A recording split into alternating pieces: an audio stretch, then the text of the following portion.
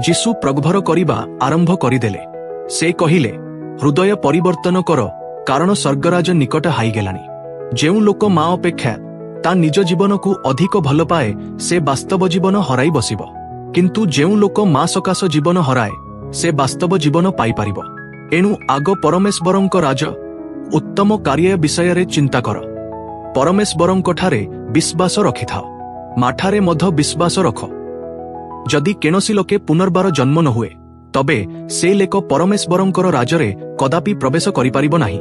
जणे लेक निश्चित भावे जड़ और आत्मारु जन्म हाई न थाए तबे से कदापि परमेश्वरंक राजरे प्रवेश करि पारिबो नाही।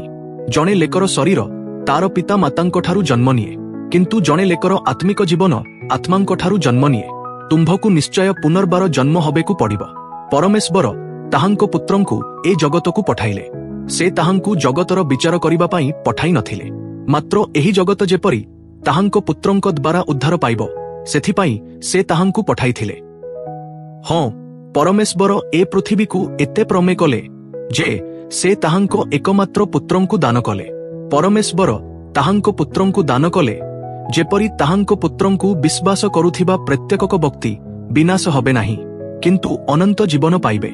परमेश्वरंको पुत्रंक ठारे विश्वास रखुथिबा लेक कबे विचारित हुए नाही, किंतु ताहांको ठारे विश्वास न करुथिबा लेक विचारित हाई सारिछि, कारण से परमेश्वरंकर एकमात्र पुत्रंकु विश्वास कला नाही। लेकमानंकर विचार एही विषय द्वारा हुए। सहे आलेक जगतकु आसिले, किंतु लेके सहे आलेक चाहिले नाही, समाने अंधकार चाहिले, कारण समाने मंद कार्ୟରେ रटथिले। मंद कार्य करुथिबा प्रत्येकक लेक आलेककु घृणा करे।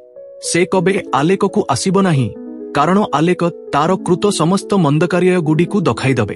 किंतु जेउ लेक शपथ अनुसरण करे से आलेक निकटकु आसे, तापरे आलेक स्पष्ट दखाई दबे जे से लेक जेउ कार्य करिछि ताहा से परमेश्वरंक माध्यमरे करिछि। माते जदि तुम्भे प्रमे कर तबे मारे आज्ञा अनुसारे तुम्भे काम करिब। मु तुम्भकु गेटिए नूतन आज्ञा देउछि, तुम्भ माने परस्परकु प्रमे कर। मु तुम्भमानंकु जेपरि प्रमे करुछि, तुम्भमाने परस्परकु सहेपरि प्रमे करिबा उचित।